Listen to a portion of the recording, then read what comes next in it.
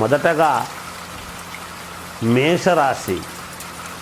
మరి మేషరాశికి వృశ్చిక రాశికి కూడా ఈ రెండు రాశుల వాళ్లకు ఒకటే గ్రహము అధిపతి, ఎవరు? కుజుడు. కనుక మేషరాశి వాళ్ళు ఈ వృశ్చిక రాశి వాళ్ళు ఇద్దరూ కూడా పరమేశ్వరుడికి ఏమి చేస్తే మేలు జరుగుతుంది అంటే కుంకుమ నీళ్లతో అభిషేకము చేయించుకుంటే మేలు జరుగుతుంది. అంటే మీరు కుంకుమ తీసుకుపోవడము, అక్కడ అర్చక స్వాములకు ఇస్తే ఆ కుంకుమ మీరు ప్రసాదిస్తేనే చాలు.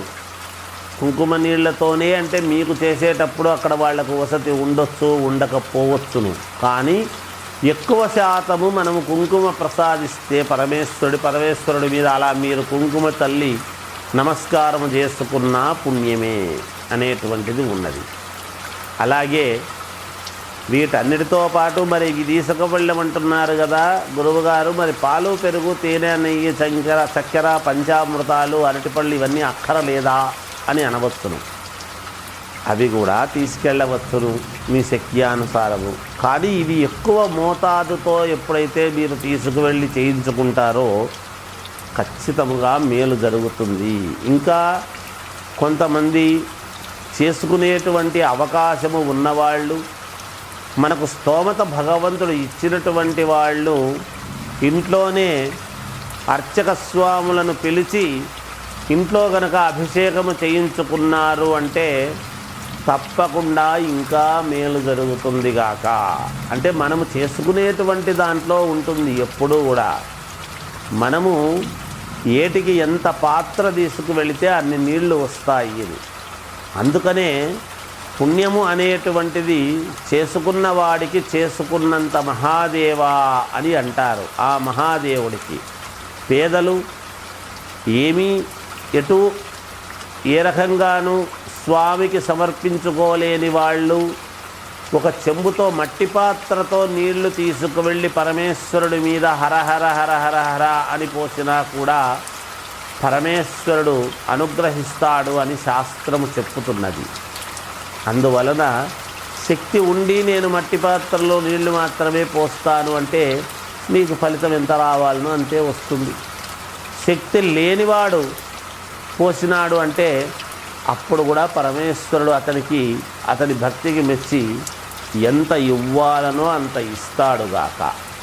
అందుకని ఈ మహాశివరాత్రి పండుగ రోజు ఈ పర్వదినాన మీరందరూ కూడా ఈ చెప్పిన విధముగా చేసుకొని మీరు పాటించి చూడండి. ఇవి ఏమీ పెద్ద గొప్ప విషయాలు ఏమి కాదు కదా, అందరికీ అందుబాటులో ఉండేటివి కదా. మనము కొంచెం శ్రద్ధ వహించి ఎప్పుడైతే చేసుకుంటామో ఖచ్చితముగా భగవంతుడు మీకు మేలు చేస్తాడు అనేటువంటిది తెలియజేస్తూ జయోస్తు. Hi, my name is Gautam and I actually stay in Malkajgiri itself. I had this back pain. It's been 1.5 years. I have tried many treatments like chiropathy, oil massage, physiotherapy especially, but it didn't work out as much like what I expected.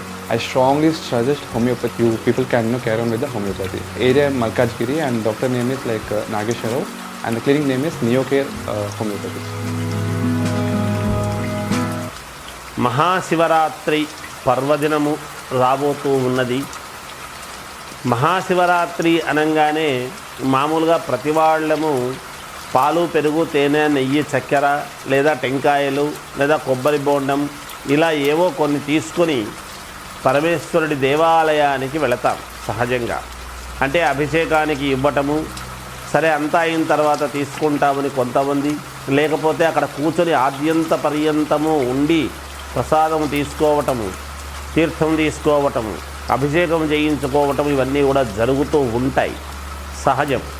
అయితే మనము 12 రాసుల వాళ్ళు కూడా ఏమి తీసుకువెళితే మనకు శీఘ్ర ఫలితాలు వస్తాయి, అది కూడా అందరికీ అనుకూలవంతమైనటువంటివి, చిన్నవాళ్ళ దగ్గర నుండి పెద్దవాళ్ళ వరకు అనుకూలమైనటువంటివి ఉండాలి. మరి అందరికీ చాలా ఈజీగా ఉండేటువంటివి ఉండాలి. ఈ రోజుల్లో ప్రతిదీ కూడా డబ్బుతో కూడినటువంటి పని. మరి పూర్వమంతా కూడా ఎలా చేసుకునేవాళ్ళు? ఇంతింత ఇది లేవు కదా, మరి ఆనాడంతా ఎలా చేసేవాళ్ళు అంటే, అందుకనే భగవంతుడు ఎప్పుడూ కూడా సులభుడు. ఎవ్వరికైనా పరమేశ్వరుణ్ణి పరమేశ్వర అని పిలవంగానే పలికేటువంటి దయాళువు అని పేరు. ఆయన బోళాశంకరుడు. ఓం నమశివాయ అనేటువంటి శివపంచాక్షరిని గనక మనము చదివినాము అంటే చాలు, పరమేశ్వరుడు ఎంతో తృప్తి చెందుతాడు అనేటువంటిది ఉన్నది. అలా అని ఇంట్లో కూర్చొని కూడా చేయొచ్చు కదా అని అనుకోవచ్చు. అలా చేసుకునేవాళ్ళు ఉంటారు. కానీ వెళ్ళాము అనుకోండి, మనకు ఒక ఆత్మతృప్తి, అక్కడ ఒక ఆనందము. గుడికి వెళ్ళి మనము పూజ చేసుకోవటము అనేటువంటిది మన కర్తవ్యము. మనము నిత్యకర్మలలో భాగముగా మనము చేసుకోవాల్సినటువంటి విధి విధానాలకు అనుకూలముగా మనం ఎప్పుడైతే చేసుకుంటామో, మనకు కాదు, మనము తల్లిదండ్రుల కోరిక ఎవ్వరికైనా ఏముంటుంది?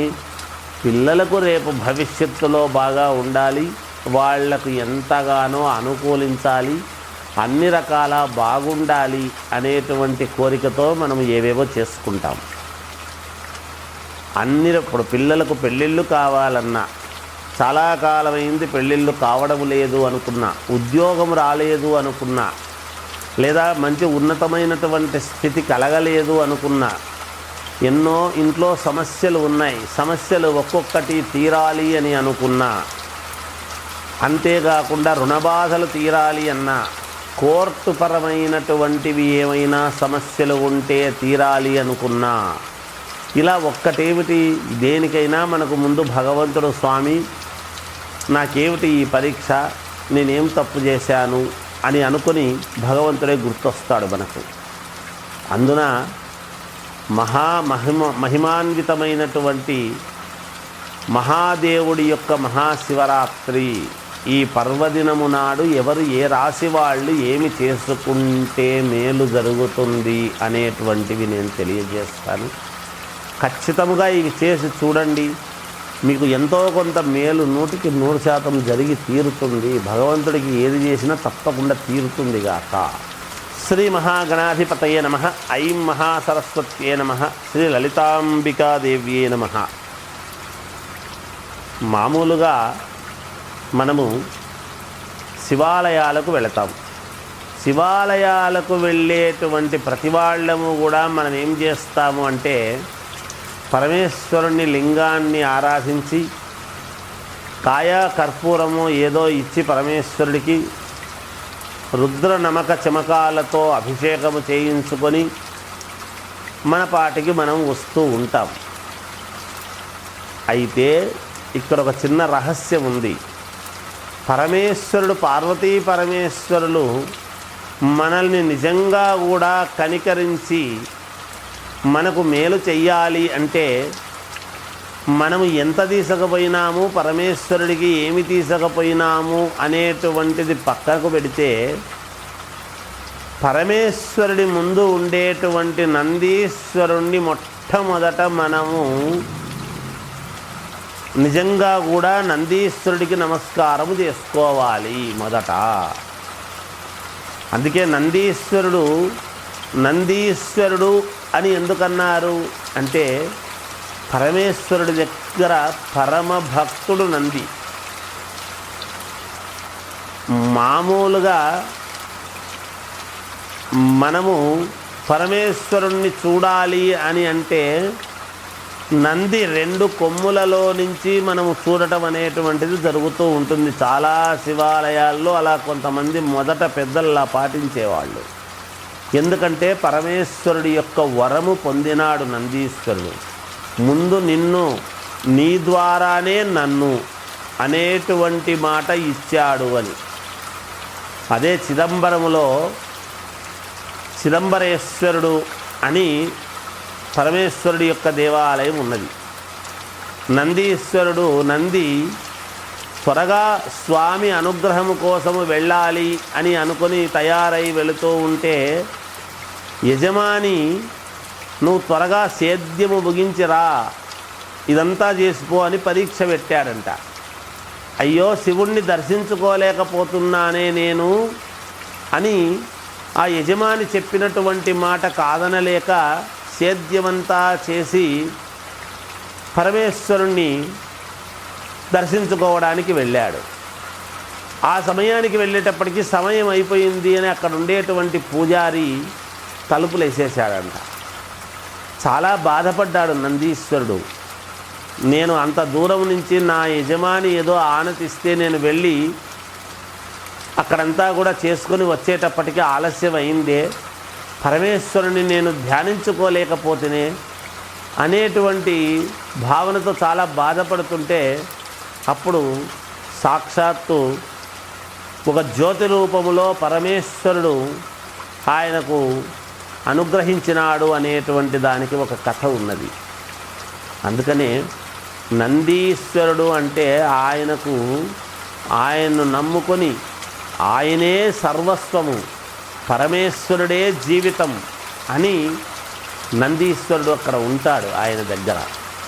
అందుకనే మనము ముందు నందీశ్వరుణ్ణి గనక దర్శించుకొని పూజించుకున్నాము అంటే ఖచ్చితముగా పరమేశ్వరుడు మనకు అనుగ్రహము ఇస్తాడు అనేటువంటిది మనం గ్రహించాలి. మనం వెళ్ళి ముందు ఆలయంలోకి వెళ్ళంగానే మనం ఏదో మామూలుగా లింగాకారములో ఉండేటువంటి పరమేశ్వరుని దర్శించుకొని మనం శివలింగానికి మనం పూజ చేసుకున్నాం వచ్చినామని వస్తూ ఉంటాం. దేవాలయాలలో హారతి ఇచ్చేటప్పుడు కూడా పరమేశ్వరుడికి హారతి ఇచ్చి మళ్ళీ నందీశ్వరుడి వైపు తిరిగి ఒకసారి ఇచ్చి మళ్ళీ అక్కడ పరమేశ్వరుడికి హారతి ఇచ్చిన తర్వాత భక్తులకు ఇస్తూ ఉంటారు అర్చక స్వాములందరూ కూడా. నందీశ్వరుడి యొక్క ప్రాధాన్యత అంతా ఇంత కాదు, అందుకనే ఆయన నంది ఈశ్వర అని పేరు వచ్చినది. ఇంకెవరికి ఆ పేరు రాలేదు చూడండి, అంత పరమభక్తాగ్రేసుడు ఆయన పరమేశ్వరుడి దగ్గర. అందుకని స్వామివారి నిర్మాల్యము అదంతా కూడా తీసేస్తే పడేయొద్దండి, అది నాకు కావాలి అని స్వామి అనుగ్రహముతో పొందాడు నందీశ్వరుడు. అంటే తథాస్తు అన్నాడంట పరమేశ్వరుడు.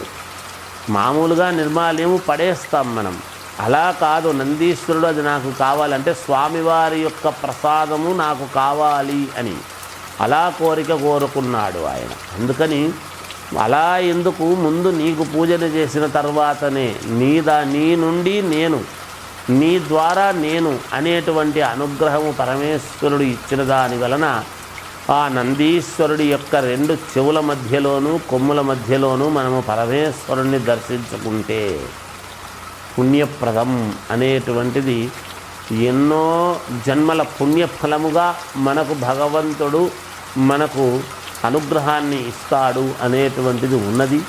అందువలన అందరూ కూడా నందీశ్వరుణ్ణి మీరందరూ కూడా శ్రద్ధగా నందీశ్వరుడి యొక్క ఆయన తల మీద ఉండేటువంటి రెండు కొమ్ముల మధ్య చెవుల మధ్య నుండి పరమేశ్వరుణ్ణి దర్శించుకుని ఆ పుణ్యమైనటువంటి దీన్ని అందరూ కూడా పొందుతారు, పొందవలసినదిగా తెలియజేస్తూ